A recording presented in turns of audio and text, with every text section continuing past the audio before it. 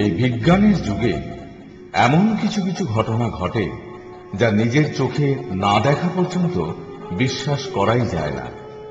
আজ তেমনি একটা অবিশ্বাস্য ঘটনা বা ব্যক্তি সম্পর্কে আপনাদের জানাচ্ছি।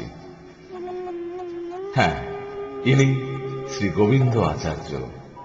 যোগতন্ত্র সাধক শ্রী গোবিন্দ আচার্য সম্পর্কে বহু জনশ্রুতি আছে। সাধারণ মানুষের যে কোনো সমস্যা সমাধানে গোবিন্দ আচার্য নাকি অদ্বিতীয়। নিজেদের এক রাস কৌতূহল মেটাতে আজ আমরা হাজির হয়েছি দমদমের ৭/১ যশোর রোডে শিবকালী মন্দিরে।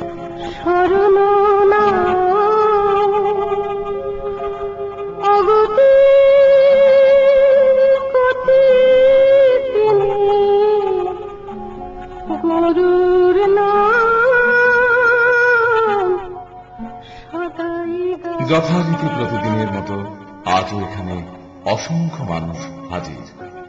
এদের সাথে কথা বলে জানা গেল কেউ এসেছেন পারিবারিক সমস্যা সমাধানের জন্য, কেউ বা সংসারের অশান্তি দূর করতে, বেকার যুবক যুবতী এসেছেন চাকরি পাচ্ছেন না বলে, ছাত্র বা ছাত্রীরা ভালো রেজাল্টের আশায়, কিংবা কন্যাদায়গ্রস্ত পিতা মাতা এসেছেন মেয়ের বিয়ের সমস্যা সমাধানে, ব্যবসায়ী এসেছেন ব্যবসার মন্দাবস্থা কাটাতে, ইত্যাদি নানান সমস্যা জর্জরিত মানুষ আজও হাজির।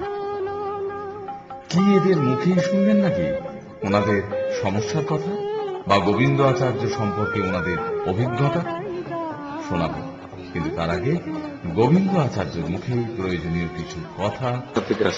আমি দমদমই থাকি। আপনি এখানে কতদিন ধরে আসছেন? আমি গত মাস ৫-৬ ধরে এখানে আসছি।